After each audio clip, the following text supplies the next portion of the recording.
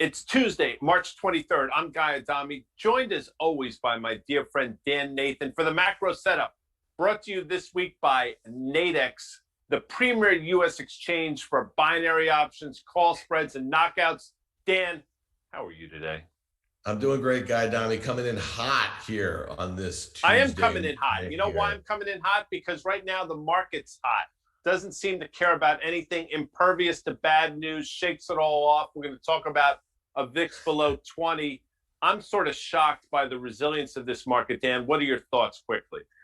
Yeah, listen, you know the competing forces that we've been talking about as it relates with this virus, right? It's the mitigation attempts that caused the lockdowns over the last year, the optimism about vaccines and getting to the other side. And, you know, it's funny because we now seem to have these two competing forces actually working at the same time, very oddly. I mean, you would have thought with the max vaccinations that we're having right now that we wouldn't continue to have these mitigation attempts. We've seen it in Europe, we've seen it in parts in the US. And I think that's the sort of thing that you're probably saying, why are market participants not more worried about this? What if this thing goes longer than expected? What if some of these new strains are not really covered by these vaccines? There's still a lot that we don't know. I guess the difference is that 1 year on right now, Guy, it seems that most, at least in America, that the people are ready to be done with it. They're ready to get on with it no matter what is going to go on from here on out. And that's just the way it's going to be. And I think that's also playing out in the stock market. No question about it. We talked about it Monday night on Fast Money. We led with it actually in terms of, is the market looking past this? Should the market look past it? And Melissa came to me and I said, listen, obviously we're very concerned, loss of life. We're all human beings. I said, but we try to look things through the prism of the market. And I said, in a perverse way, these new mitigations, the fact that there is seemingly things grinding to a halt, maybe in Europe. And obviously here in New Jersey, we're seeing things start to slow down because of the rising case numbers. That in a perverse way could actually be bullish for the stock market because maybe it slows the move in bond yields to the upside, something that clearly the market hasn't liked. And I think I made the point that, the market has learned to look past this. We're a year into this, and this is one thing the market's learned how to deal with. So in a really strange way, everything you just mentioned could be bullish for the stock market. And quite frankly, that's what we saw yesterday. And to a certain extent, that's what we saw earlier today. Right. And you would have also said that given the sort of economic data that we're seeing, the revisions to GDP for 2021 and the optimism about 2022, that, you might see, I don't know, like look, Jerome Powell is still got the pedal on the metal, right? We've heard from him a whole heck of a lot in the last week. We know that we just put forward $2 trillion or nearly that in further stimulus. And now they're eyeing a $3 trillion plan that might be infrastructure and a whole host of other things. So I guess the point is, Guy, is that, there's so much liquidity here, and we know the story here, so it's easy to look past the thing that's right in front of you that you think sounds really bad. But let's talk about, we talk about the market all the time. In the stock market, there's a couple different markets going on right here. I think the S&P 500, we have a year-to-date chart right here, and it's really interesting. You see those series of higher lows. We've had a couple corrections. I think the first one in January was 4.5%. That's not really a correction if you're going by the proper definition in the Investopedia probably. And then what do we have? About a 5.5% in February, but we made a series of higher lows and a series of higher highs. We're less than about 1% from last week's all-time highs. It looks poised to kind of make a new one. That's a pretty constructive short-term chart there. Wouldn't you say so? Yeah, it's extraordinary, without question. I mean, if you were just look at this, don't tell me what it is. To your point, a series of higher lows and higher highs. It's extraordinarily constructive without question. And we do, there's so many people with that 4,000 target on the S&P 500. I mean, we're within a whisper of that, a couple of good headlines away from printing 4,000. So the chart looks extraordinary. And if you just look at it through that lens, it's probably something I should do more of. There's no reason not to continue to be long this and to continue to buy weakness. And the next chart we can go to sort of speaks to exactly that, Dan. I mean, the longer term chart in the S&P 500 is a great illustration of exactly that since March. We obviously had that trough. We've talked about it 100 of times, seems like, but we're still in this very well-defined uptrend. Now, I would submit that we're in this pennant. Obviously, the steeper line is the uptrend line, Dan. And I would think as we get closer and closer to the formation of that pennant, the breakout is going to be to the downside, or the breakdown, as they say. And I think at some point that 200-day moving average of about 35.50 or so is in play. Other people look at this and say, we're just building towards the upper end of the range and we're going to go breaking through it on the upside. That's what makes markets. But at least if you're trading, and for the folks that are listening and watching, they're trading this, now you're getting a more well-defined upper end of the range and lower end of the range. And this is going to get very interesting very quickly. Yeah, I guess the point is you just said that we're kind of a couple good headlines away from being at that 4,000 level. And the point that I would make, and I think we kind of touched on it just a couple minutes ago, is that what is also in the market at the moment? What are the anticipation? What is the expectations? And I think a lot of that good news near term is in it. I'm really hard pressed, Guy, to see, we're going to head into quarter end this week, obviously, right. And we might see some goofiness with markups. It's been a good year so far. I think the S&P is up 4.5%. The Nasdaq is up a little less, and so maybe you get a mark here. But to me, the focus is going to be on Q1 earnings and guidance for the balance of the year. And we know that a lot of companies are going to have fairly easy comparisons relative to, let's say, Q2 of last year. That was really the throes of this pandemic. We didn't see the stimulus and a lot of stuff work its way into the economy for at least another quarter or so. So that might be a focus here. But I mentioned, Guy, the underperformance of the Nasdaq, and let's look at the Nasdaq 100 in particular, because we know that about 5 or 6 names make up nearly 50% of the weight of that. And this one is really interesting. So this is a 2-year also. And when we looked at that S&P 500, you called it a pennant, and it was getting narrower and narrower. It looks like it's basically going to break one way or another, just a bit higher here if we get a little more. But the NASDAQ 100 broke that uptrend that had been in place since the March 2020 lows. It's still below it. It caught some support right at that range, which was like the September high. Remember, that was like a really emotional high into the start of September, but it's still kind of broken. It still has like this kind of head and shouldery feel to it, like little toppy formation here. What's your take on the NASDAQ 100? Well, I mean, this is just going to be predicated in terms of what your views are and what happens with 10-year yields. I mean, that's just, I think for me, it's as simple as that. But my view is we're going to go back and we're going to take a look at that uptrend line, right? What was support on the downside becomes resistance on the upside. And we probably find it in the form of the trend line that you drew so well. But I do think that support, which you illustrated with your horizontal lines, the previous all-time high, we basically went down to touch. That was previous resistance that becomes support. The 200-day moving average actually, for the first time in a long time, almost came into play, which I thought was really interesting. But if I look at this, bond yields, which we will talk about, seem to have stopped going up in the short term. That should be supportive of the NASDAQ in the short term. Maybe we take a look back at that trend line. I think if and when we get there, I think we're going to fail, and we're going to have a sort of a test of those horizontal lines that you drew. And eventually, I think, because I do think 10-year yields get to 2%, eventually we're going to get down to the 200-day moving average, with the NASDAQ's about 11,900 or so. Yeah, the NASDAQ is really interesting to me because it's kind of like a tale of two cities in a way. You have these big mega cap tech names that, people have justified the valuations, trading. If you have a Microsoft or an Apple at 30 times, that used to be something that would be unheard of those names. Let's call it 5, 6, 7 years ago.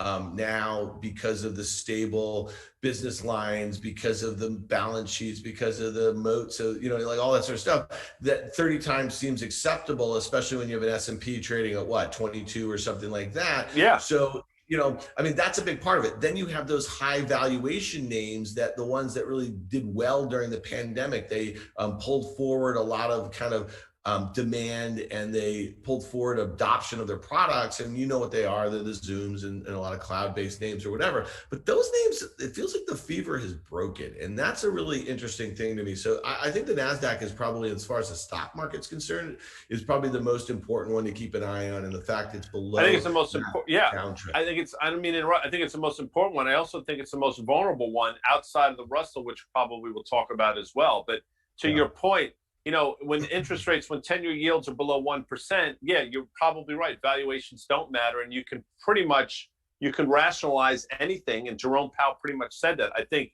with rates now north of 1.6% in the 10-year, I think valuations begin to matter. And that's what we saw over the last couple of weeks in the NASDAQ. Now, if we were to flatline in yields, I think the NASDAQ will find its footing again. I don't think that's going to happen. I think yields are going to remain in that uptrend. I do think we're going to trade up to 2% at some point. And I think the horizontal lines that you drew are going to come and play again in the NASDAQ. But that's just one man's opinion, Dan. And I think next is the NASDAQ year to date, just to give you sort of illustration on some of the things that you've been talking about.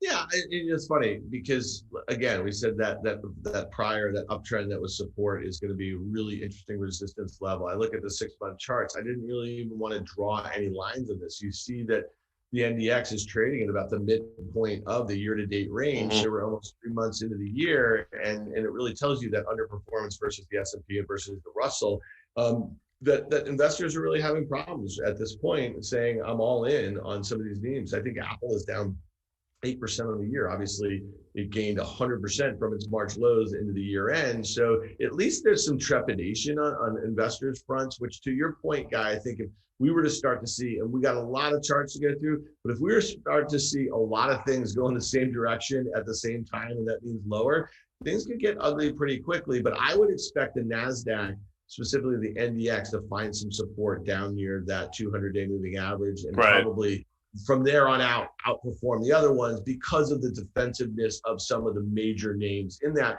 But lastly, on this year-to-date chart, it does have a little bit of a head and shoulders top to it, which is what I was saying before, especially when you look at it at this time frame.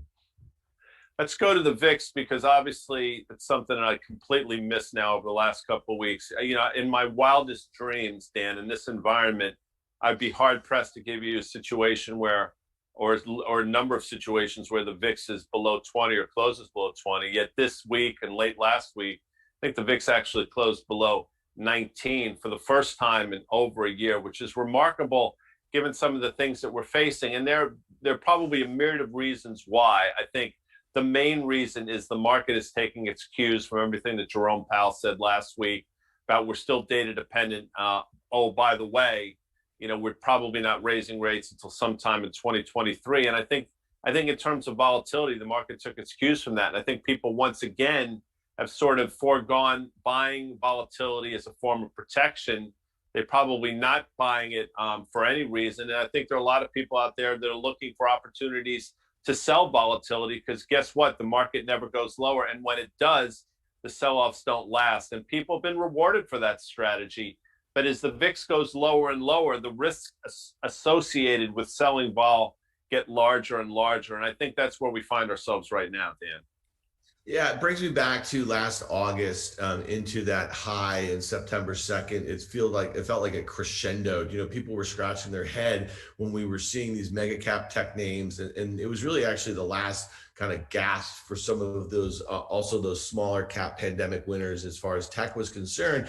And there was all that call buying. And there was this really weird instance where there was skew towards the calls rather than puts, which is a more natural sort of situation. As you mentioned, that usually there's more demand when it comes to volatility for buying put protection, that sort of thing. So we had that kind of switch. We know that SoftBank was buying tons of out of the money calls and a lot of the big tech holdings that they own. And then we saw that move to the downside in September, which was fierce. And I bring that up because when those positions got unwound, there was a knock-on effect in the stocks too. And some of the mega cap tech stocks really outperformed to the downside in September. So I guess my point is like, you know, you better know why you think the VIX is going to stay or become a teenager and stay a teenager before you start selling volatility, because when you least expect it, in my opinion, when you have as much uncertainty as we have right now, despite what Jerome Powell is trying to tell us about whether they're going to raise rates anytime soon, you know, risk happens pretty fast, to use a probably overused expression there. But Guy, you mentioned rates before, and this is a big part of it, right? And so there was a period in which, with the volatility in the 10-year U.S. Treasury yield, despite what Powell's saying about Fed funds, was really causing investors, or at least it was causing you know, some palpitations in the markets, and specifically in the vol markets. And you know, you were saying you were wrong on the VIX. You weren't wrong on the VIX. You were said on numerous occasions on the macro setup over the last few months, when it was around 20, you said, I think it's going to 30 in the not so distant future, and here's why. And it usually had to do with what interest rates were doing, the velocity of the rate move. Well, that's it. I mean, for me, it is about the velocity of the move. You know, you correctly will say, and people who are watching this correctly will say that, 1.6% in the 10-year yield is still historically very low, and that's factually true. My concern all along has not been the absolute yield; it's been the speed with which we've gone from 53 basis points in August to north of 1.7% last week, and here we are somewhere around 1.65%. I mean, again, I'll just say this: maybe I'm wrong. In my world, bond yields, the 10-year yield in the United States shouldn't move that abruptly. It's, again, just my opinion. Now, things have stabilized. And a couple of weeks ago, David Tepper said on a Monday that he thought yields would sort of stop their rise higher. He said that about 1.5%. Obviously, we traded up to 175 here at 165. I'm not going to say he's right or wrong. That was his opinion. And we'll see if it plays out. Listen, I'm still of the belief these horizontal lines that you drew, the top end coming around 2%, I absolutely think we're going to test that and see what happens if and when we get there. And I don't think it's going to be that market friendly. We're smack in the middle of this danger zone for you Top Gun fans out there. And I think 2% is the ultimate level that we get to. If you look at a little longer chart, which we have, by the way, Dan, we'll say slide it, Earl, for you match game fans. You'll see that 2% makes a lot of sense for a myriad of different reasons over the last 10 years. And again, we're smack in the middle of that danger zone that Dan highlighted with the two horizontal lines. So that's my view. I think you may share it, you may not share it. I think you see a scenario where we get to 2%, but I also think you see a scenario if and when we get there, we don't stay there very long. Yeah, I feel like because of how much debt is taken and, just to get the global economy where it is, and we were already going in a place where I think a lot of people were uncomfortable with. And that's why if you go to this 30-year chart of the 10-year US Treasury yield, it just tells you that like upper left to bottom right, I mean, interest rates have been going down for 30 years and, almost every metric versus, sovereign debt here versus consumer debt, this, that, they're at levels that we never thought are really particularly sustainable in past cycles. But so here we are now, we have, 15, 16 trillion of sovereign debt globally with a negative yield. Our yields have moved up very quickly from, that 50 basis points level. I just think if you look at that downtrend, maybe we get to 2, maybe we get to 2.25. And if we don't go there in a straight line, maybe the equity markets are okay with it. And I guess the biggest issue is that, the idea of servicing all of that debt at higher interest rates, you better have a lot more growth than we're expected to see right now when you kind of smooth out, the 2020 versus 2021. So I just don't think they're going materially higher. You might touch 2%, maybe a little higher. And, at the end of the day, Guy, the only palpitations we've seen in the stock market with this precipitous rise has really been in the high valuation NASDAQ names, yep. And they're already kind of corrected. So I guess there's going to take something more for us to have a really sharp drop. Now, you will take me back to Q4 2018 when the 10-year Treasury was moving on its own and it got to, 3% or north. And what did the S&P do? In basically a straight line in 6 weeks, it went down how much? 19.9% from the middle of October till December of that year, Dan Nathan. And I know you're rolling your eyes, although I can't see you because I say it all the time. And oh, by the way, if you look at this chart and you want to sort of not to, we maybe we'll do it for you next week or in the next couple of weeks. You overlay an S&P 500 chart, and the move higher in rates probably coincides with a bit of a lag, but a sell-off in the broader market. And listen, that's what I think we're about to see again. Nobody really shares that view. We have people on Fast Money all the time, and we'll ask the question, what's the bear case scenario? And people find it hard to find a bear case right now, which really should be frightening if you think about it, because there's always a bear case. It's just it doesn't come to fruition. But the glib way with which people speak about the market and the complacency that's manifesting itself in the VIX is concerning.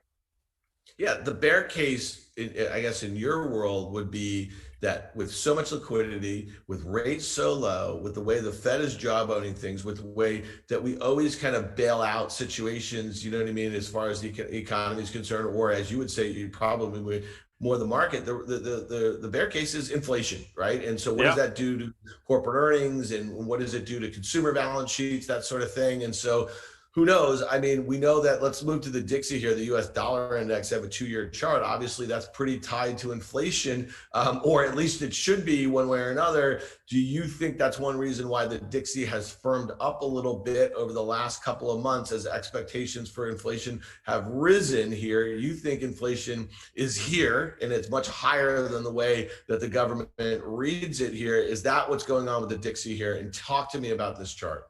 In retrospect, that's probably exactly what's going on, because rising bond yields, which we've seen, should actually be supportive of the dollar, which we're seeing as well.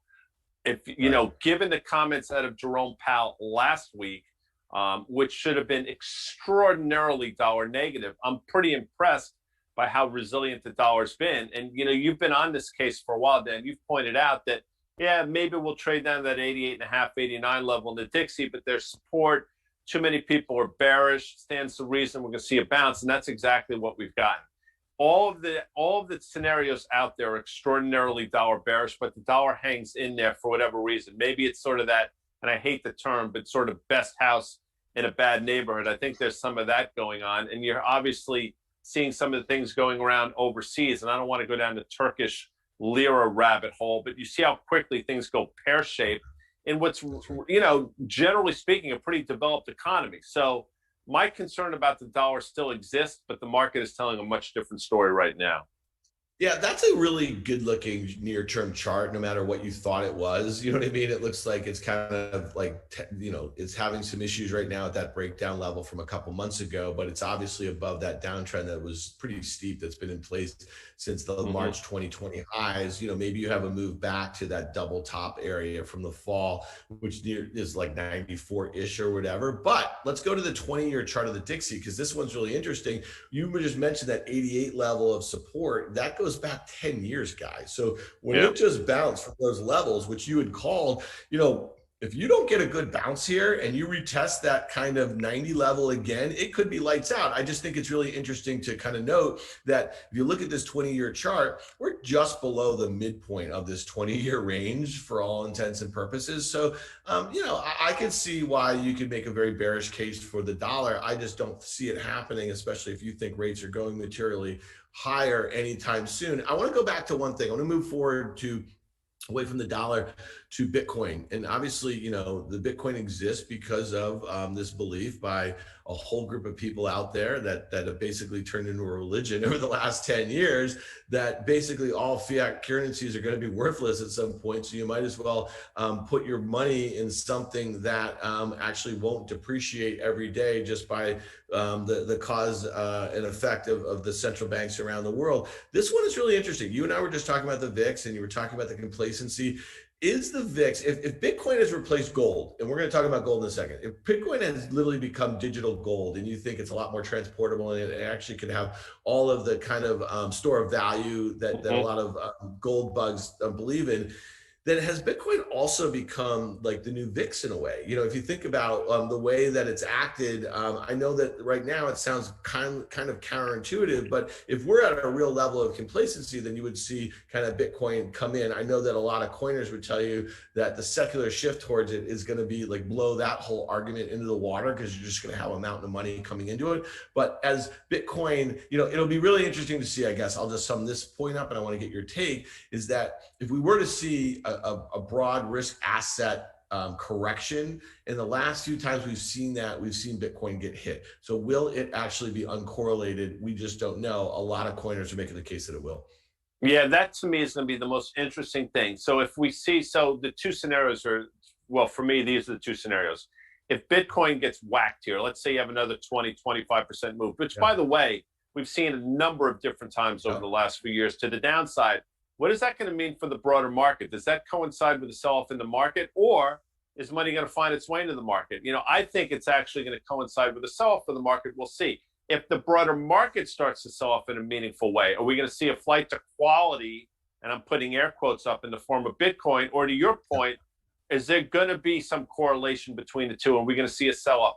I actually think that's what's going to happen as well. I think if the broader market sells off, you're going to see a sell-off in Bitcoin. The point is, I'm not certain how uncorrelated they are. At a certain point, I think there's going to be correlation. And unfortunately, I think it's going to manifest itself in a sell-off in both. That's just my view, but I think you make a great point about Bitcoin being the new, well, not the new VIX, but a somewhat of a substitute in the near term for the VIX. Yeah, and that doesn't mean that it's going up when the market's getting killed. What I'm saying is it's kind of like a risk indicator, because it really does have to do with those correlations. That's what I want to keep an eye on. Gold used to be that thing, Guy, when you were just a young buck coming up in this business. Gold was the kind of well, thing I tell you, back in the back in the day, and the gold standard days. I mean, we had a field day. Sorry, Dan, I didn't mean to interrupt. No, continue, I know. Please. And back in the day, you have that bad back because you used to have to lug it around Goldman Sachs. You have no idea. Yeah, I know. Well, let's talk about this thing because you had a great call on a breakout last year. It just seemed like the stars were aligned for gold when you were considering what was going on with the pandemic and the response to it from an economic standpoint. But since that, I mean, look at that blow off top. That was an all-time high, right? Just under 2,100. Yeah. And so look at that well-defined downtrend. Last month it did catch some support at that June low. What is your take on it here? And I guess you probably will tie it back a little bit to Bitcoin. Look, if I'm looking at this, I will tie it back to Bitcoin because I think Jerome Powell spoke about Bitcoin yesterday, I believe, and basically said that I'm paraphrasing, but it's viewed as a replacement for gold, which is not particularly bullish or encouraging for the gold crew out there. And if I just look at this chart and you didn't tell me what it is, which I think is a good, it's sort of a good exercise for people. Don't get blinded by what it is. Just look at the charts and let that do the work for you. I mean, to me, this speaks to exactly what you're going to say. I mean, we're in a pretty defined downtrend from last summer, and chances are, given the backdrop, we're going to test that lower downtrend line, and it probably comes in right around 1,600 or so, which is not particularly encouraging, and will break the support line that you drew, that horizontal line. But that just seems to be, I'll do a little French here for you Gomez Adams fans, fait accompli, Dan Nathan. Like that? Yeah. It's really weird for me. I was never really into gold. I kind of understood why people would buy it. I understood why it would sell off. To me, this last 9 months, though, has been super curious because this was the time for it to start acting better. And, when you think about just Bitcoin hitting $1 trillion in market cap, it's really kind of stolen a lot of the thunder. Let's talk about some other commodities. Another one that you know pretty well, crude oil here. I think this one obviously had a really weird year. We have two charts, though. I have a 6-month that I want to start with because it seemed like from the early November period, it's just been a rocket ship. At one point, it was up nearly 100%, right? From those early November lows. We've just broken that downtrend. A lot of things going on here. Okay. Like this is the economic inflation trade, right? This was, but now is it that the dollar's firming, right? And you're seeing that crude come off a little bit, and then maybe, kind of more news about, some lockdowns in Europe and that sort of thing. Are we going to start to see a little slowdown in economic activity, which is one of the things that really held crude back last year? So let's talk about this quickly because I think it's a fascinating chart for a number of different reasons. I mean, if you go back and look where we started this ascension, I mean, it sort of coincides when we got some of the news about, listen, these vaccines are coming. And I think the crude oil market got ahead of it. And oh, by the way, it also coincided with the dollar getting whacked. So you had both of those as tailwinds. Now what's happened? Well, quite the opposite. You've had the dollar firm up, number one. And number two, you have news out of Europe and things seem to be slowing down again. So maybe this second wave, third, whatever wave it is in the virus, and again, lockdown seemingly across Europe, maybe that's leading to this weakness. So, crude can tell a story in a lot of different ways. And it clearly told the story in November. And if you listen now, maybe it's telling the story in terms of what we're about to see with the firming dollar, which we obviously talked about, and obviously the vaccines rolling out. But you know what? Things seem to be slowing down again in Europe and in some of these states. I'm here in New Jersey, and there's been news over the last couple of days that our Governor Murphy is going to sort of put the brakes on things for a while. So I think those are the concerns, and it's manifesting itself in terms of the price of crude oil. Yeah, I want to go back, though, to 2014 and 15. If you remember what the Fed started to do, they started tapering bond purchases, right? So they were ending QE, and then they were starting to talk about coming off of that zero interest rate bound. And so what did the dollar started to do? It started to rally, right? And when the dollar started to rally and rates started to go higher, crude oil got decimated, got cut in half, didn't it, guy, in its close in 2015. So, that's why we talk about all these different instruments. We talk about them from, a qualitative standpoint about what the news is and what we think might happen as far as rate policy and the such. But, those are really good reasons to keep an eye on. We have this 2-year chart of crude oil, and there's some funkiness in there. I'll let you speak to it a little bit, but it's interesting that that rally that we were just talking about over the last 6 months or so caught resistance right at those 2020 highs at the start of last year, before the pandemic was a thing, a very sad thing. Obviously, I don't mean to be glib about that either, when you think about how many people have died and been sick and the kind of economic devastation it's caused over the last year. But we're here to talk about the markets, unfortunately. And, before it was a thing, that's where we caught resistance on the way back here when people are optimistic about it. What does this 2-year chart of crude tell you, Guy? So this would look much different, this chart, if we didn't have, obviously, that print, that 2-day print when crude went negative, minus $39 in the front month. So if you can somehow visualize that not being there, this chart would look extraordinarily different. The double tops that you've outlined would be much more stark. They'd be like, oh my God, look at that major 2-year double top. And you drew the horizontal line exactly correctly. So I know we can't back that out, but just in your mind's eye, if you were to back that out, it would be a much better looking chart in terms of illustrating the double tops and the failure, the recent failure at that previous high back in December of 2019. So I know it's hard to do. I'm only able to do it because I've been doing this for so long. But I think if you were to sort of say, wait, if we didn't have that sort of skewing this chart, this would be a much more well-defined double top. And maybe you can look at some of the underlying equities on the back of it and speak to why they've been selling off, some of these levered names that we've talked about a number of different times, which leads us to the next major commodity, I think, Dan, which is copper, which we all love to talk about. Dr. Copper, as it's famously called on CNBC and other news outlets. Obviously, the move has been parabolic. And listen, the sideways action has coincided with the dollar firming up, and to a certain extent with some of the slowdown news that we've been getting over the last week or so. So I think this is important to watch. You have a huge uptrend from the March low, not unlike the NASDAQ, by the way. It actually looks hauntingly like the NASDAQ. But you know what? That uptrend line that you drew, Dan, I think comes into play. And it probably comes into play right around all those things coinciding, the moving averages and the uptrend line. And, to that extent, these equities that have been on fire are probably going to face some headwinds. Yeah, we're seeing that a little bit today in the market. I was just looking at some of these kind of industrial commodity stocks, FCX, Alcoa, that sort of thing. They were getting hit pretty hard here.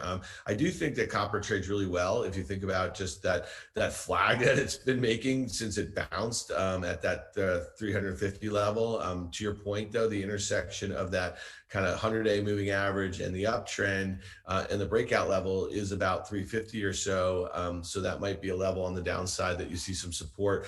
Listen, I'll just kind of put a bow on all this, Guy. I mean, we like to think of things top down from the stock market. That is our lens that we're used to looking at. We think about it through vol terms. We think about some new products like Bitcoin. We think about rates. We think about the dollar. We think about commodities. These all kind of help form a bit of a mosaic as we think about markets broadly here a little bit. And so, we tend to be a little methodical about it. So please keep giving us giving us your feedback. But it's really kind of a thought process that we find very useful once a week to kind of walk through it like this, don't you think? Because we often on Fast Money, for instance, we'll have a soundbite on one of these aspects. And for us, it's really nice to tie it all together a little bit. I think if you're trading, which obviously everybody watching and listening is doing, it's cathartic to sort of sit back and take a half hour, 45 minutes to look at these different things and to think through them and to sort of get a little granular, which we've tried to do. So it's, I'd love to be able to say I'm right, 65, 70% of the time. That's folly. But I will tell you the work behind it is always there and the thought process is always there. But the market has a way of humbling us. But if you do your work and sort of think these things through the way we've tried to do for the last 35, 40 minutes, I do think it helps you become a much better trader, Dan, Nathan.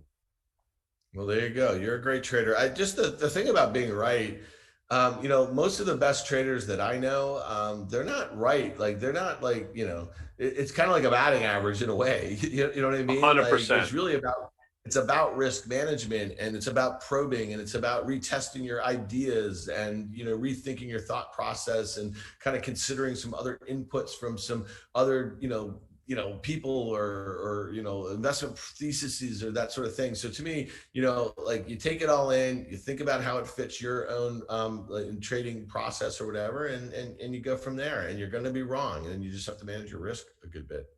Well, Dan, on this Tuesday, March 23rd, it's always a joy to go through the macro setup with you. Brought to you this week by Nadex. Dan, please get ready. The premier U.S. exchange for binary options, call spreads, and knockouts, bud. You're damn straight, Dan. Have a good day, everybody. Thanks. All right, thanks. Bye.